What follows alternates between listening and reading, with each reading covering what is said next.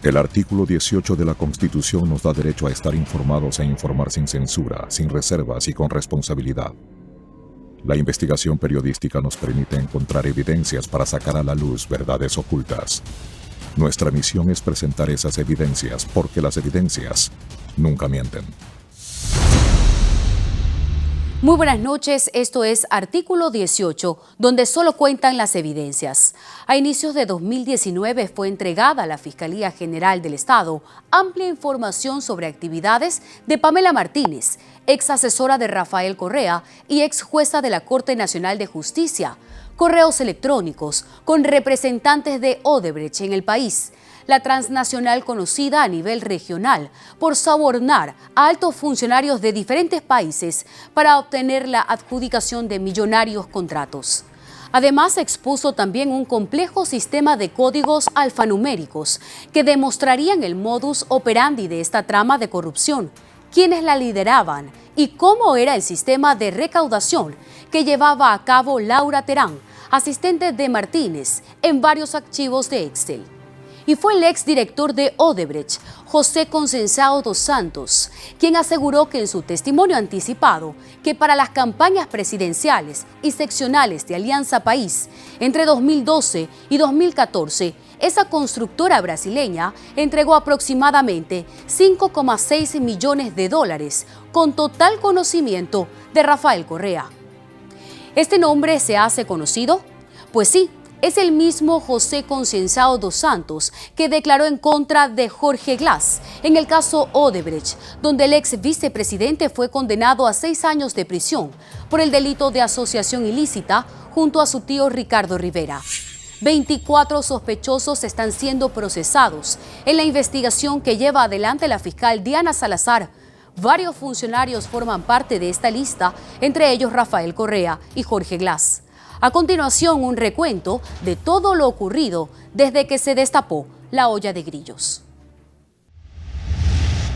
El 3 de mayo de 2019, una investigación periodística publicada por el portal Mil Hojas y La Fuente, bajo el título Receta para Arroz Verde, puso al descubierto una trama de corrupción que demostraría que los fondos para las campañas del binomio Correa-Glass en las elecciones de 2013 fue financiada por empresas multinacionales y nacionales, bajo el esquema de facturas cruzadas. Las publicaciones revelaron la minuciosa contabilidad que una militante del correísmo y ex asesora de la Presidencia de la República, Pamela Martínez Loaiza, quien también fue ex jueza de la Corte Constitucional, junto a su asistente Laura Terán, recaudaban a empresas contratistas del Estado. Correos electrónicos, facturas, comprobantes de depósitos sustentaban el informe que llegó a oído de todo el pueblo ecuatoriano y de la fiscal Diana Salazar, quien de inmediato tomó cartas en el asunto para evitar que los mencionados evadan la justicia. Y no se equivocó. La madrugada del 4 de mayo, Pamela Martínez fue detenida en el aeropuerto José Joaquín de Olmedo en Guayaquil, mientras intentaba abandonar el país con destino a México. Pero el único destino que encontró fue la Fiscalía de Quito, donde por horas rindió lo que sería la primera versión voluntaria del caso. El operativo se desplegó y horas más tarde fue capturada Laura Terán, trasladada hasta la capital para que rinda su versión. El juez de la unidad de flagrancia dictó la orden de prisión preventiva en contra de Martínez y Terán. Ese mismo día también se realizaron 4 allanamientos en Quito, a 2 domicilios y 2 empresas, y 3 más en Guayaquil, a una vivienda, a una empresa y a un estudio jurídico. Puntos correos electrónicos, vuelvo y lo repito, este no es un sistema de hackeo, este es un sistema de craqueo. Es decir, obtuvieron esa información, cómo la obtuvieron, cómo vulneraron los sistemas informáticos de la presidencia para obtener esos documentos. Eso deben determinar las personas que ingresaron a los portales web, no nosotros. El caso, que nació de una investigación periodística, fue bautizado con el nombre de Receta para Arroz Verde, pero la Fiscalía decidió llamarlo Caso Sobornos durante el periodo 2012-2016. La Fiscalía General del Estado A partir de ahora, se aparta de esa denominación de arroz verde y maneja su propia investigación. El nombre del caso será presentado cuando tengamos nosotros que comparecer ante la Corte Nacional de Justicia en la audiencia de juicio.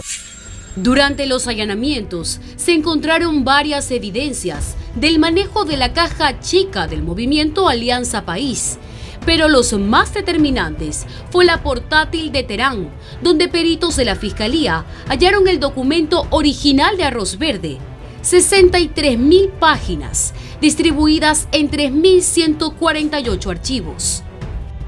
En la pericia técnica se desmaterializó la información contenida en la computadora de Terán. El dispositivo conservó los cambios que se realizaron al documento original, denominados Verde Inicial, Victoria Andrade Listado, Victoria 2, Victoria 3, hasta llegar al Verde Final. Además, entre los archivos hallados, se muestra una estructura de sobornos en el movimiento Alianza País, exactamente un registro ordenado y codificado del dinero que el movimiento habría recibido de contratistas del Estado, tanto para campañas electorales y también para mantener las actividades de la denominada Revolución Ciudadana. Y los correos electrónicos revelados que se compartían entre Martínez, Terán y Geraldo Pereira de Souza, representante de Odebrecht en el país. Otra de las evidencias más polémicas del caso es el cuaderno de Pamela Martínez, encontrado detrás de la chimenea de su casa en Quito el 7 de junio del mismo año durante un allanamiento. El cuaderno, según declaró la propia Martínez, lo escribió en 2018, es decir, 4 años después de lo recaudado. Durante un vuelo de Quito a Guayaquil, con su puño y letra, redactó una ayuda de memoria con los detalles de la entrega de dinero a altos funcionarios públicos. Allí aparecieron los nombres de Cristian Viteri y Gustavo Bucarán, quienes, según las memorias de Martínez, habrían recibido $320.000 a nombre de Viviana Bonilla para la campaña a la alcaldía de Guayaquil. Mientras era parte de Alianza País, jamás participé, jamás estuve encargada de recaudar, de gestionar, ni de distribuir ningún fondo, ni para mi campaña, ni para ninguna otra. Poco a poco, más nombres de exfuncionarios fueron apareciendo en la investigación. El 31 de mayo, Alexis Mera fue detenido mientras paseaba junto a su mascota cerca de su domicilio, ubicado en San Borondón, al mismo tiempo que María de los Ángeles Duarte era detenida mientras salía de su vivienda, ubicada en la Vía La Costa. En el mes de junio, la fiscal Diana Salazar pidió la prisión preventiva contra el expresidente Rafael Correa, el ex vicepresidente Jorge Glass, quien ya cumple una condena por la trama de Odebrecht, Walter Solís, exministro de Transporte, quien tiene otro proceso paralelo por peculado y se encuentra prófugo de la justicia, Vinicio Alvarado, exsecretario de Comunicación, quien también se encuentra prófugo de la justicia ecuatoriana, y Yamil Masud, ex asesor de Duarte, quien fue detenido el 2 de agosto mientras intentaba escapar del país por Huaquillas. Eso es una vil calumnia, o quizás pequen de ignorantes esos figuretis que acusan a Yamil Masud de querer fugar. Yo les pregunto, ¿cómo puede fugarse quien ni siquiera está enjuiciado? ¿Cómo puede fugarse quien no tiene boleta de captura? ¿Cómo puede fugarse quien no tiene prohibición de salida del país? A Terán y a Martínez las alcanzó la verdad y no les quedó más que colaborar con la justicia. Ambas presentaron sus testimonios anticipados con la asesoría de sus abogados el 4 de septiembre de 2019. El caso se dilató cuando la jueza a cargo, Daniela Camacho, recibió 3 demandas de recusación por parte de las defensas técnicas de Correa, Alvarado y Glass. Las 3 fueron negadas por el juez Iván Saquicela y el 29 de octubre, Camacho tomó nuevamente conocimiento del caso y retomó las diligencias. Fue así que a inicios de noviembre, la fiscal Diana Salazar presentó 500 elementos de convicción en cadena de custodia, pero fue en la audiencia preparatoria de juicio que se llevó a cabo durante 3 días El 13, 14 y 15 del mismo mes, Salazar presentó 800 elementos de convicción. Estos elementos serían los que demuestren una estructura delictiva con líderes identificados que tenían una forma circular de actuación, pues según la fiscal existían funcionarios que se iban reemplazando entre uno y otro en los cargos, pero que jamás abandonaron durante el periodo de Correa los sectores que estaban directamente relacionados con este tipo de contratación.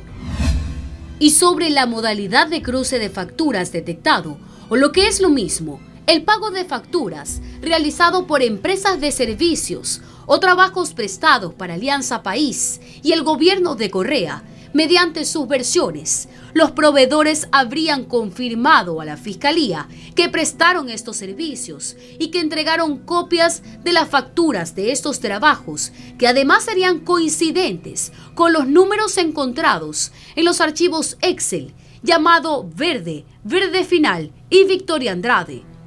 La complejidad del caso ha hecho que las audiencias se extiendan, pero se prevé que inmediatamente concluya la presentación de la Fiscalía, la Procuraduría fundamentará su teoría como acusadora particular en contra de los 24 procesados.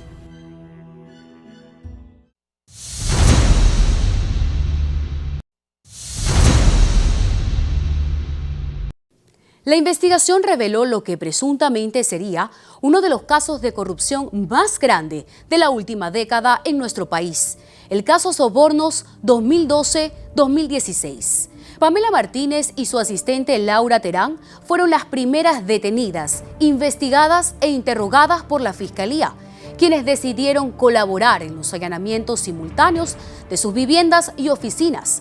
Los peritos encontraron documentos, facturas, cuadernos y archivos de Excel, donde se registraban los movimientos del Fondo AP, en especial una libreta con anotaciones escritas de puño y letra de Pamela Martínez. En esta libreta estaban anotados los códigos alfanuméricos diseñados para identificar a quienes aportaban, quienes recaudaban y quienes se beneficiaban de dicho fondo.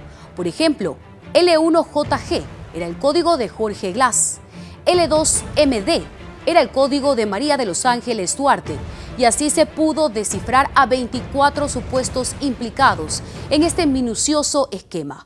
Pero ¿cómo operaban? En el siguiente reportaje, las claves para entender la receta del arroz verde.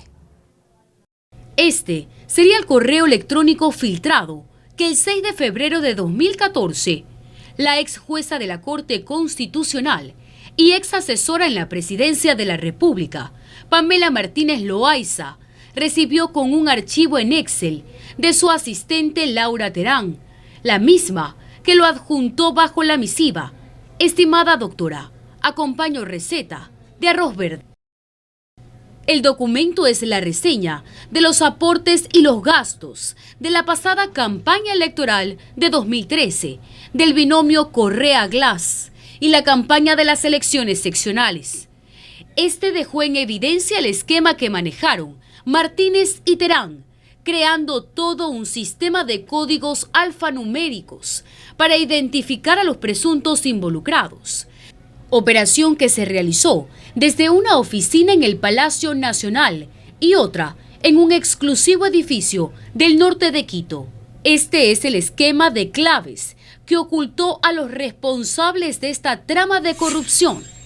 L1JG significaba líder 1, Jorge Glass Espinel. L2MD, líder 2, María de los Ángeles Duarte. L3WS significa líder 3, para referirse a Walter Solís. Según señala la investigación de la Fiscalía, el orden jerárquico que la misma Pamela Martínez habría revelado ponía por encima al expresidente Rafael Correa.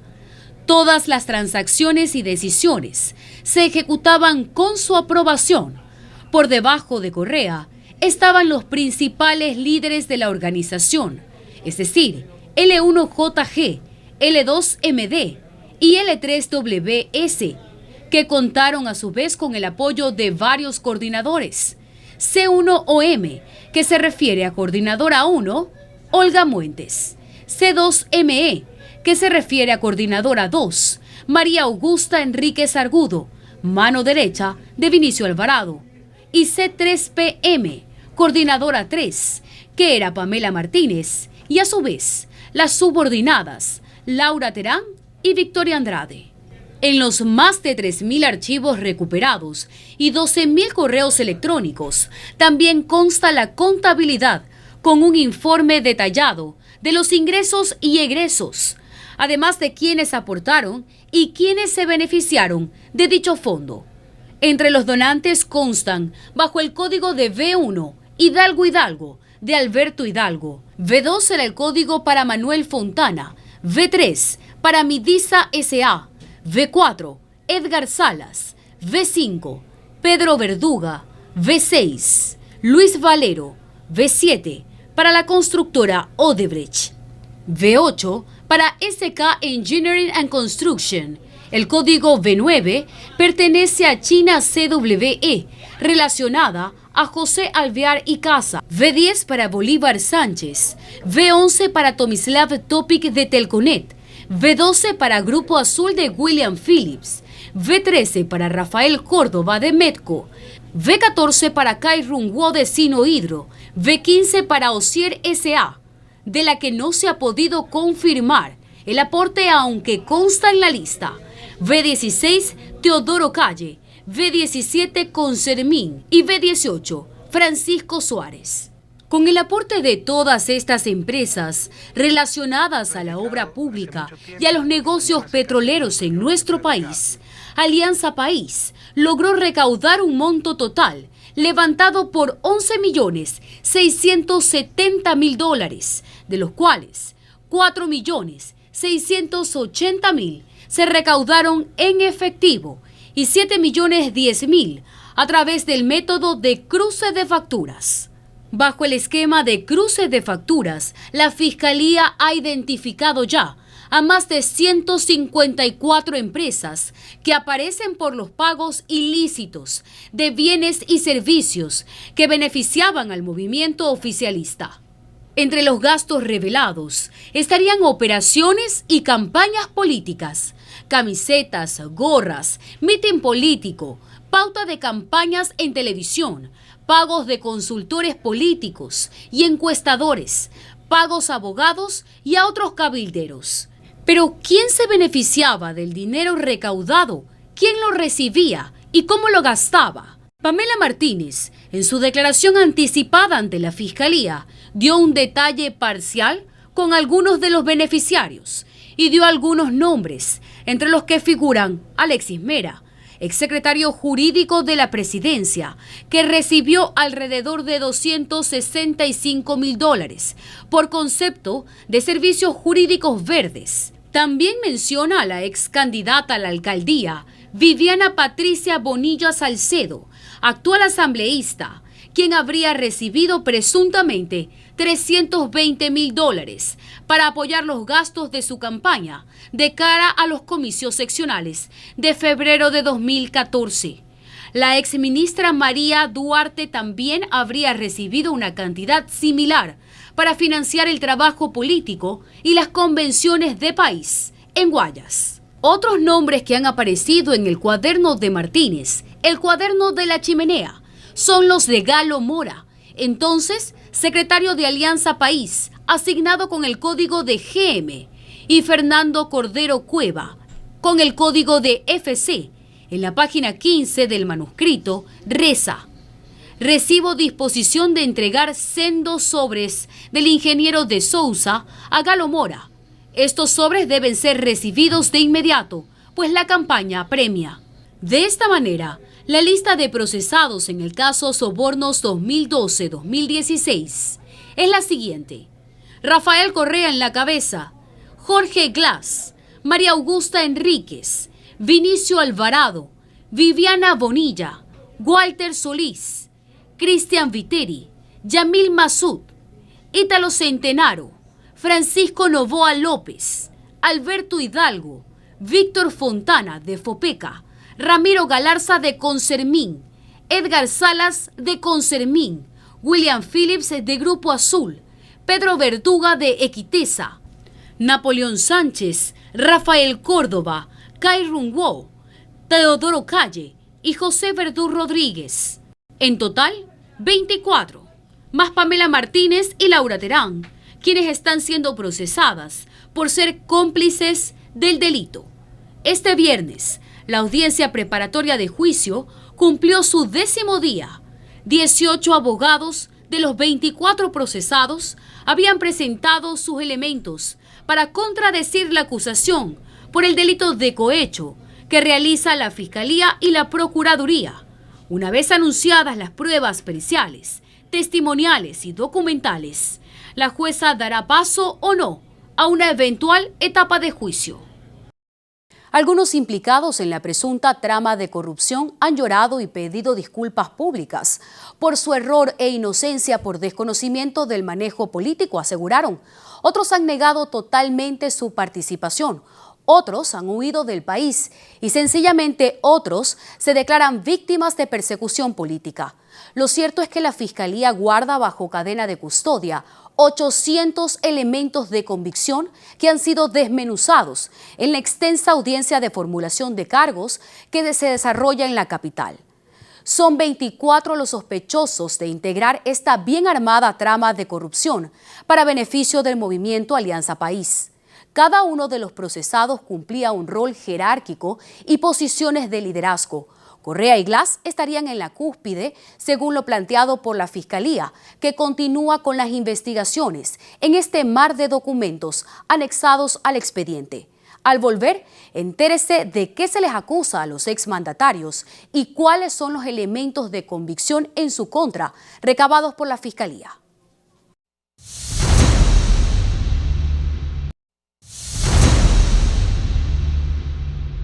El caso de corrupción más sonado durante este 2019 ha sido sin duda el caso Sobornos 2012-2016.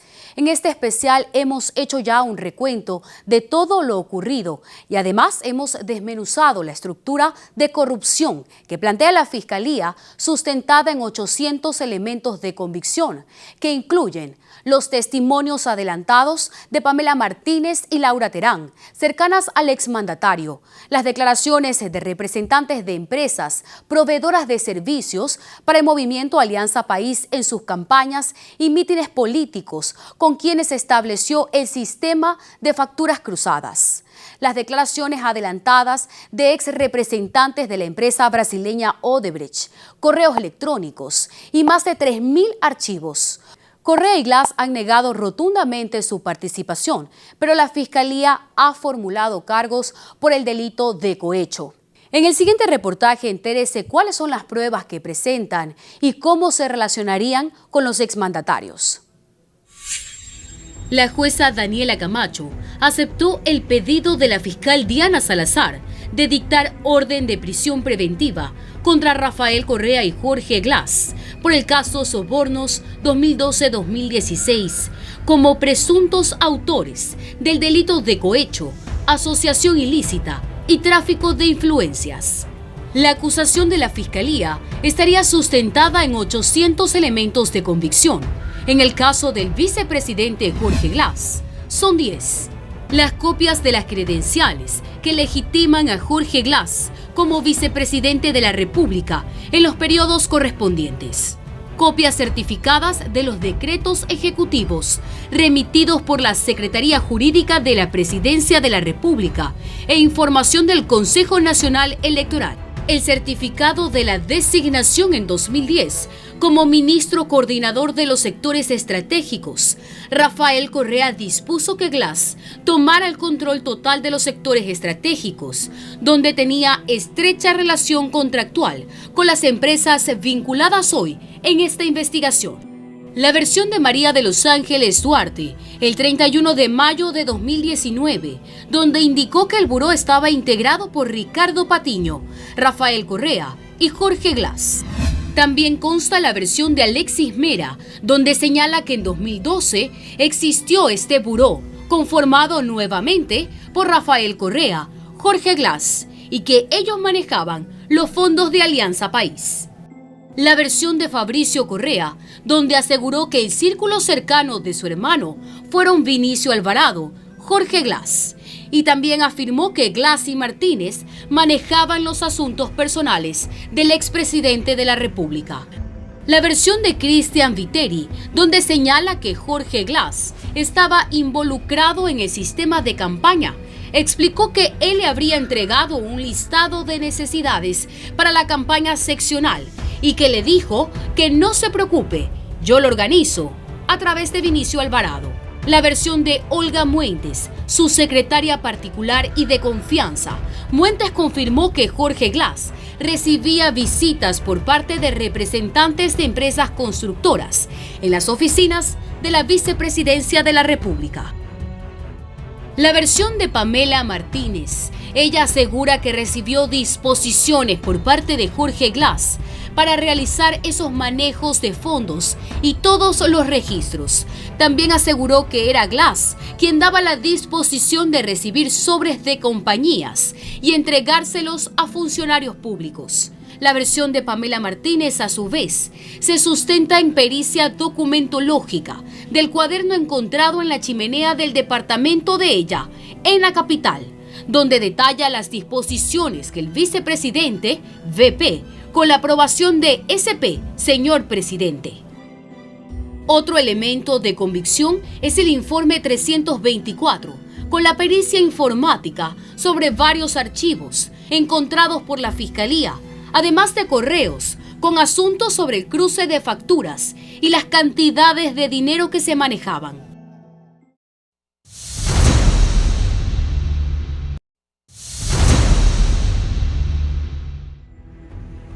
A continuación, los 11 elementos de convicción que la Fiscalía presentó contra el expresidente Rafael Correa. Las copias certificadas de los decretos ejecutivos remitidos por la Secretaría Jurídica de la Presidencia de la República e información del Consejo Nacional Electoral en los que legitima su calidad de expresidente de la República. La versión de su hermano, Fabricio Correa, que señala al expresidente como líder de la estructura política, seguidos de Glass y Patiño. La versión de Alexis Mera, que afirma en la campaña de 2012 había un buró político conformado por Rafael Correa, Galo Mora, Betty Tola, Jorge Glass y Vinicio Alvarado, que organizaban los temas de campaña.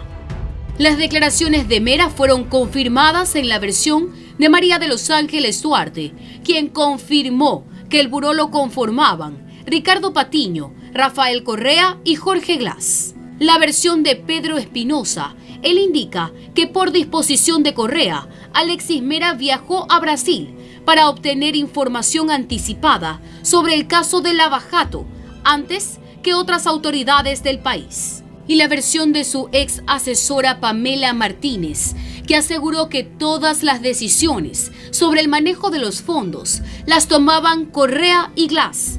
También refiere que Alexis Mera le solicitó una suma de dinero por disposición del presidente de la República, Rafael Correa, que habló con él para corroborar la petición, y este a su vez no lo negó, sino que le remitió al vicepresidente Jorge Glass, y este le dijo que cumpla con la disposición, entregar fondos a Alexis Mera. La pericia del cuaderno encontrado en la chimenea del departamento de Pamela Martínez, en los que documentó los pedidos y disposiciones que Correa y Glass daban sobre los fondos del dinero ilegal. La Fiscalía presentó también el comprobante de un depósito en efectivo por la suma de $6,000 que habría recibido Correa el 16 de mayo de 2014. En su cuenta personal, el depósito lo habría hecho el mensajero de Pamela Martínez y Laura Terán, Cristian Paredes. Correa, por medio de Twitter, intentó explicar este depósito en su cuenta personal. Tenía un recurrente sobregiro y pedí prestado $6,000 del fondo solidario que teníamos en la presidencia. Nuestros mismos aportes, y lo pagué hasta el último centavo. Tengo los cheques de $500 mensuales. No sean ridículos. Los abogados del expresidente Rafael Correa y el ex vicepresidente Jorge Glass han desmentido las acusaciones ante los medios de comunicación, pero ahora deberán presentar con pruebas ante la jueza Camacho en la audiencia de formulación de juicio que se lleva a cabo en la capital.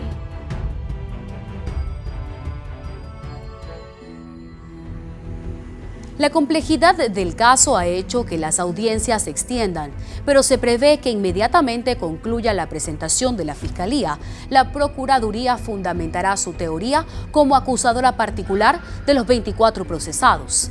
El expresidente Rafael Correa es uno de ellos. El expediente, que contiene más de 500 cuerpos, fue entregado por el Procurador General Íñigo Salvador ante la jueza del caso, Daniela Camacho. En un comunicado expresó que los procesados habrían adjudicado contratos y suscrito convenios con empresarios nacionales y extranjeros, utilizando como mecanismo de retribución económica la figura del convenio de pago en contratos de construcción de obras de infraestructura del Estado por montos millonarios, contraviniendo de manera expresa a lo establecido en la Ley Orgánica del Sistema Nacional de Contratación Pública. El delito: indicios de responsabilidad penal por el delito de cohecho. El COIP, en su artículo 280, señala que el cohecho es cuando las o los servidores públicos y las personas que actúen en virtud de una potestad estatal en algunas de las instituciones del Estado enumeradas en la Constitución de la República, que reciban o acepten por sí o por interpuesta persona beneficio económico indebido o de otra clase para sí o un tercero, sea para hacer, omitir, agilitar o retardar o condicionar cuestiones relativas a sus funciones, serán sancionados con una pena privativa de libertad de 1 a 3 años. Si la o el servidor público ejecuta el acto o no realiza el acto debido, será sancionado con una pena privativa de libertad de 3 a 5 años. Si la conducta descrita es para cometer otro delito, la o el servidor público será sancionado con una pena privativa de libertad de 5 a 7 años. Y pese a no estar en el país, Correa podría ser juzgado y sentenciado, según el artículo 233. De ser encontrado culpable, además del delito de cohecho, es imprescriptible, es decir, en el momento que sea detenido empieza a correr y a cumplir con los años que dictamina la sentencia. También en el artículo 113 dispone que quien tenga una sentencia condenatoria ejecutoriada por cohecho no podrá ser candidato a ningún cargo de elección popular, lo que jurídicamente se denomina muerte civil, quedando inhabilitado de las próximas elecciones presidenciales de 2019. Esto ha sido todo por hoy. Los dejamos con Carlos Vera y su programa Verás. Buenas noches.